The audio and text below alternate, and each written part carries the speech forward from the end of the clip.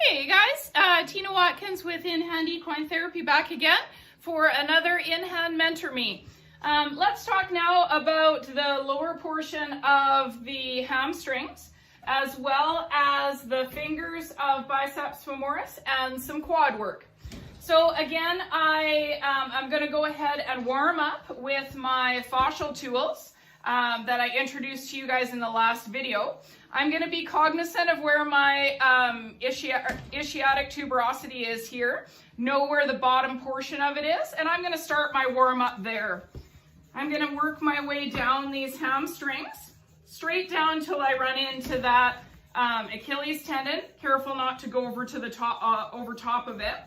Once I feel like I've got some good work on my hamstrings, I'm actually going to turn my body and I'm going to work through the fingers of biceps femoris, heading from underneath the greater trochanter, making sure I know where that third trochanter is, with that nice karate chop hand, and starting underneath the third trochanter. Okay, warming up through those fingers right down till I get to the stifle, but of course not going over top of the bony structure.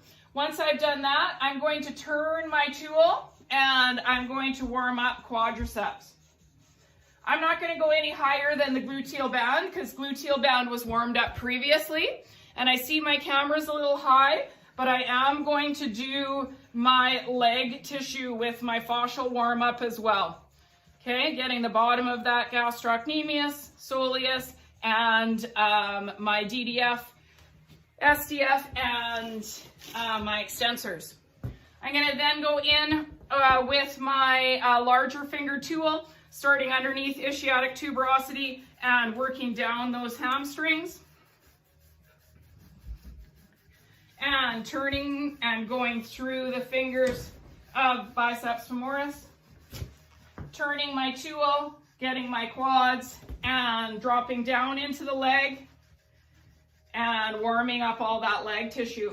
I personally don't use the fascial tools on the medial surface of the horse's hind limb because I do find, well, one, they often don't like it. Two, it's very sensitive through that region.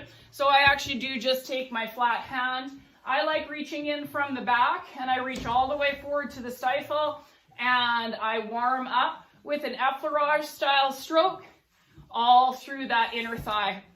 I do find lots of people miss out on inner thigh work because they find that it is fatiguing working in there.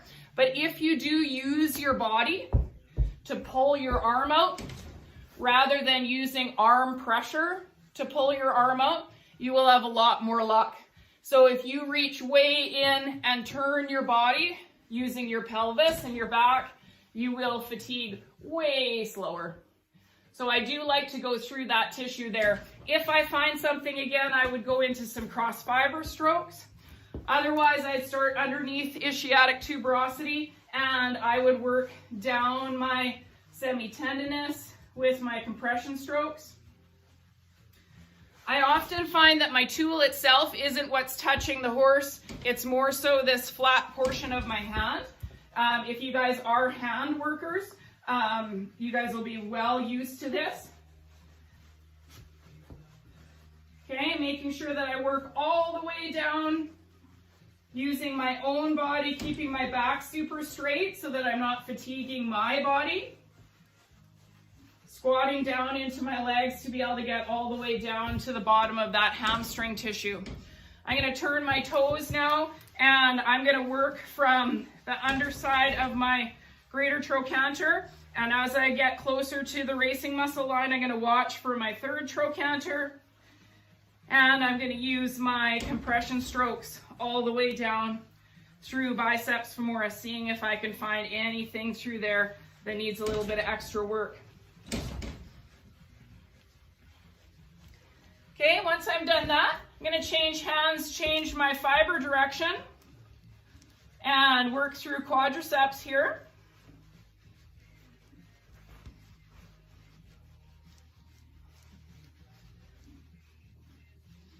Okay, and once I've got some good compression strokes through there, if I find anything, I'm going to go in with my direct pressure cross fiber friction. But my last thing, I'm going to go in with cross fiber massage. I would use direct pressure if I needed to, but it's not in my regular massage routine. It's used for deeper work if needed. Then I'm going to finish off with the bottom of my sunburst pattern and be able to do my sunburst all the way around this greater trochanter, being very cognizant of where third trochanter is so that I'm not bumping over the top of it. Changing hands and using that sunburst pattern. Same as we used in the first video around coxal tuberosity. I'm going to use this all the way around that femoral head. And I find, so I do a lot of massage and then ride my horse, take notes on what I found, ride my horse the next day and kind of feel what I've got. I've got a couple other really good trainers that also let me do that, get some really detailed feedback. I find if I leave this out, they really describe that they end up finding that the horse itself just is a little bit slower to start. As you guys know, sometimes with massage, you end up with a little bit of post-massage soreness. And with those large muscle groups, I found that that's an excellent way to mitigate that post-massage soreness, is to make sure that any bony landmark that I'm going around, I use that sunburst pattern on. Hopefully that helps you a little bit with your hamstring lower portion and your quadricep massage.